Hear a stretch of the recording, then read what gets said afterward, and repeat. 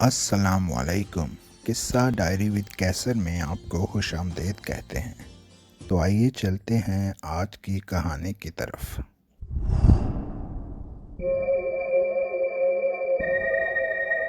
جاڑا زوروں پہ تھا اور رات اپنے آغاز پر ہی ایسی گہری کالی لگ رہی تھی کہ ہاتھ کو ہاتھ سجائی نہ دیتا تھا۔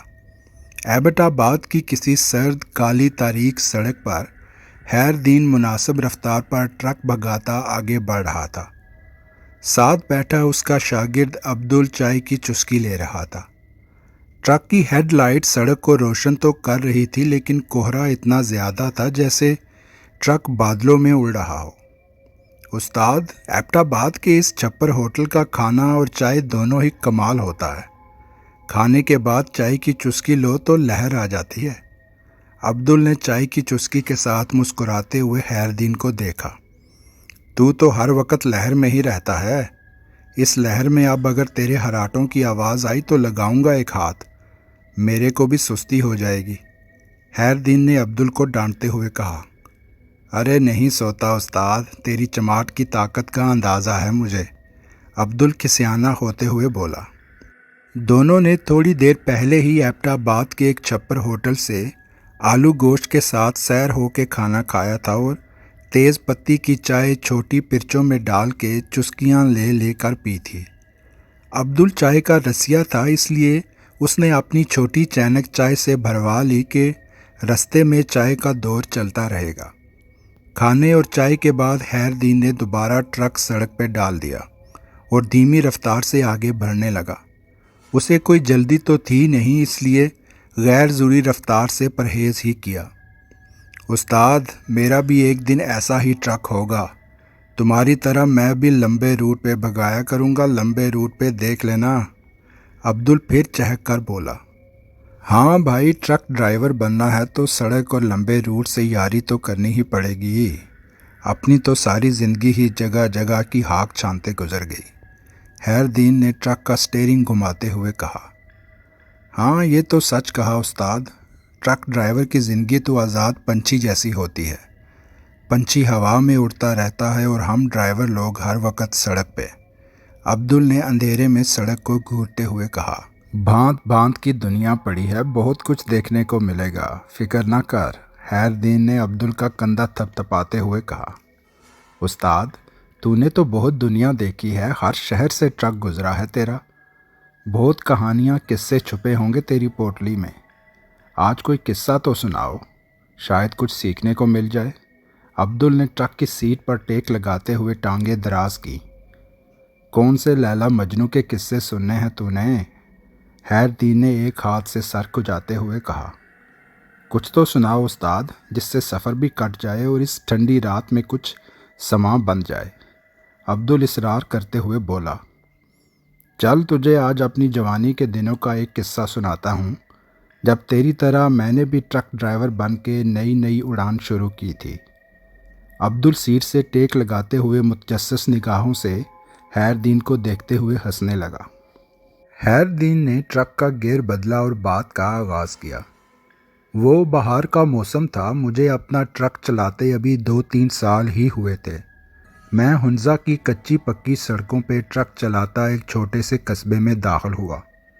وہاں ایک نواب صاحب ہوا کرتے تھے، جو جدی پشتی تو ایک نواب تھے، پر ان دنوں ہنزا کی ایک فروٹ منڈی میں آڑت کا کاروبار کرتے تھے۔ انہی کے باغوں کے فروٹ میں ٹرک میں لادنے ان کے پاس گیا۔ وہ فروٹ میں پھر پنجاب کی منڈیوں تک پہنچاتا تھا۔ ہنزا میں بہار کا موسم اپنے جوبن پہ تھا، باغات فروٹوں سے لدے بھرے تھے، پودے پھول بوٹوں سے مہک رہے تھے۔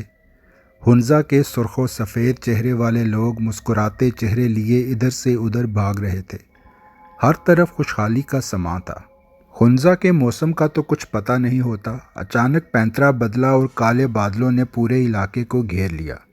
پھر بارش اور طوفان کا ایک نہ تھمنے والا سلسلہ شروع ہوا اور ہر طرف جل تھل ہو گئی، اور ہنزا کے کچے پکے راستے کسی بھی طرح اس قابل نہ رہے کہ ان پر ٹنوں وزنی ٹرک بھگایا جائے۔ میں پریشانی سے ٹرک میں دبکا بیٹھا تھا کہ اب اس اجنبی جگہ پر میرا کیا ہوگا۔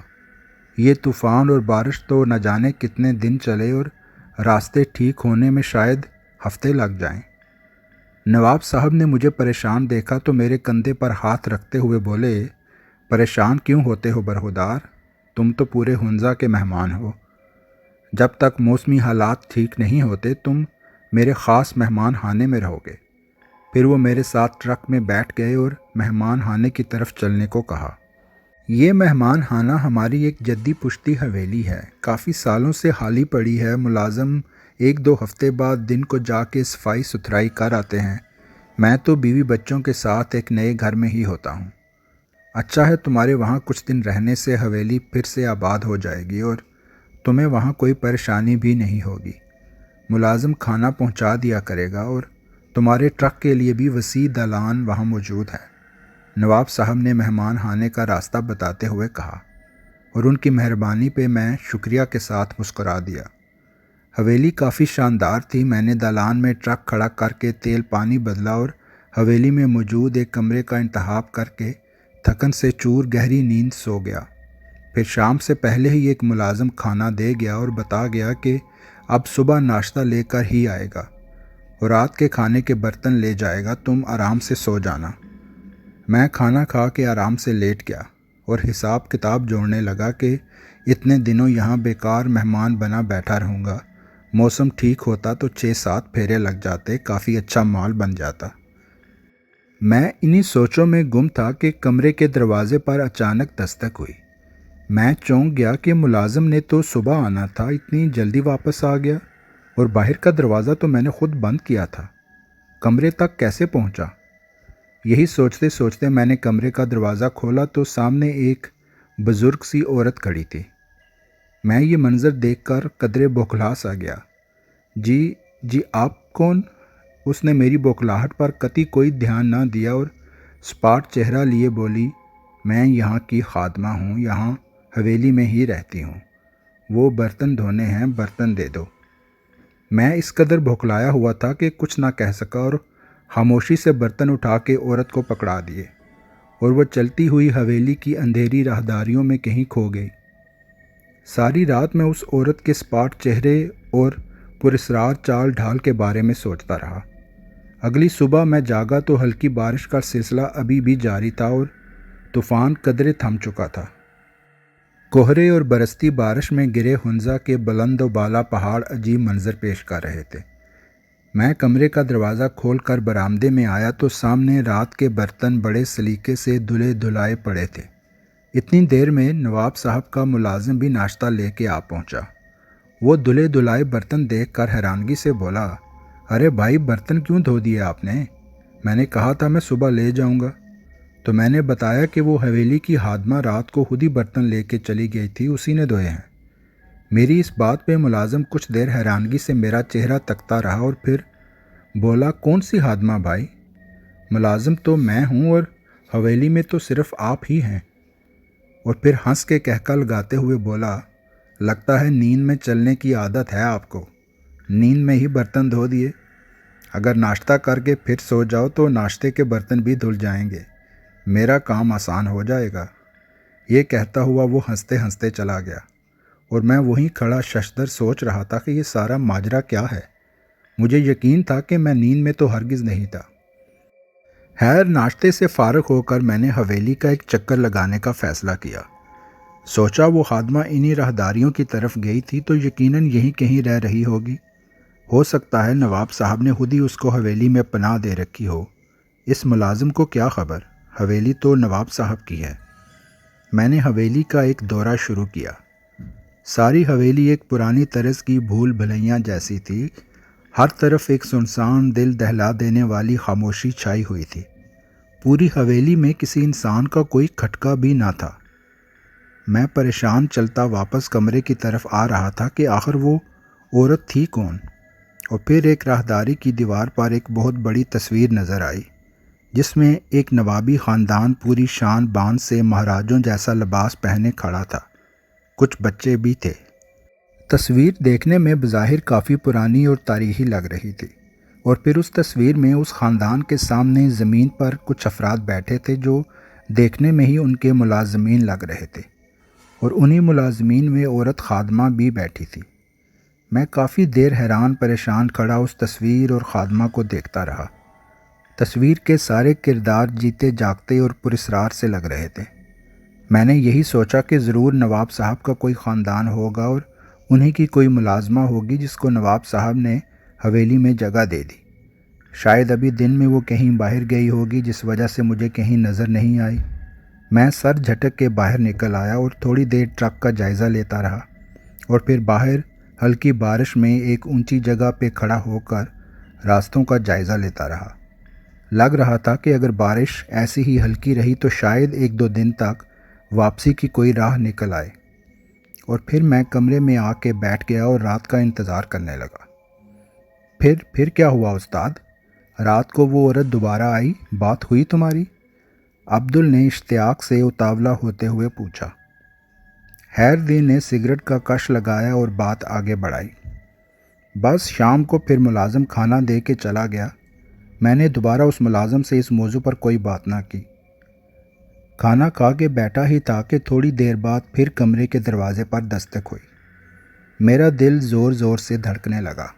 میں نے فیصلہ کیا ہوا تھا کہ آج اگر وہ عورت آئی تو میں اس سے اس کی اصلیت ضرور پوچھوں گا۔ دروازے پر پھر دستک ہوئی۔ میں نے دھڑکتے دل کے ساتھ آہستگی سے دروازہ کھولا تو سامنے وہی عورت سپاٹ چہرہ اور ویران آنکھیں لیے کھڑی تھی۔ وہ کھانے والے برتن دے دو، برتن دھونے ہیں، اس نے خشک لہجے میں کہا۔ میں اس کے خشک لہجے سے تھوڑا گھبرایا پر ہمت کر کے میں نے سوال کیا، آپ ہیں کون؟ دن کو کہاں تھیں؟ آپ مجھے حویلی میں کہیں نظر نہیں آئیں۔ وہ ملازم کہہ رہا تھا کہ نواب صاحب نے تو کوئی خادمہ نہیں رکھی حویلی میں، اور برتن بھی وہی ملازم ہی دھو دے گا، آپ تکلیف نہ کریں۔ میری یہ بات سن کر وہ اچانک غصے سے سیخ پا ہو گئی۔ اس کی آنکھیں شعلے کی طرح بھڑکنے لگیں اور قہر آلود لہجے میں چلائی، وہ کون ہوتا ہے پوچھنے والا؟ میں خادمہ ہوں یہاں کی، میری حویلی ہے یہ کہہ کر وہ تیزی سے پھنکارتے ہوئے مڑی اور چلتی ہوئی حویلی کی راہداریوں میں کہیں غائب ہو گئی۔ میں اس کا یہ شیطانی روپ دیکھ کر لرز گیا۔ میں نے جلدی سے دروازہ بند کر دیا۔ میرا سارا جسم پسینے سے شرابور تھا۔ میں ابھی اسی بے چینی میں کمرے میں ادھر سے ادھر ٹہل رہا تھا اور سوچ رہا تھا کہ سارا ماجرا آخر ہے کیا کہ اچانک ایک عجیب و غریب سی آواز میرے کانوں سے ٹکرائی، جیسے کوئی پڑھ رہا ہو، کوئی منتر یا کوئی ورد۔ میں نے آہستگی سے دروازہ کھولا اور باہر جھانکا۔ حویلی کی اندھیری راہداریاں ایک عجیب و غریب دہشت ناک منظر پیش کر رہی تھی، اور ایک طرف سے ایک عجیب و غریب سی آواز آ رہی تھی۔ میں نے ہمت کر کے اس آواز کا پیچھا شروع کیا۔ آہستگی سے قدم اٹھاتا میں اس آواز کے پیچھے پیچھے حویلی کی ایک راہداری تک پہنچا۔ راہداری کافی کھلی اور اندھیری تھی اور سامنے ایک عجیب و غریب منظر تھا۔ اس کھلی راہداری کے بیچوں بیچ وہی خادمہ سفید ساڑی پہنے زمین پر بیٹھی تھی اور زیر لب کچھ پڑھ رہی تھی، جیسے کوئی ورد یا جادو ٹونا پڑھ رہی ہو۔ سارا منظر اس قدر دہشت ناک تھا کہ میں اسے 1 منٹ تک بھی برداشت نہ کر سکا اور تیز تیز قدم اٹھاتا واپس اپنے کمرے میں آیا اور جلدی سے دروازہ بند کر لیا۔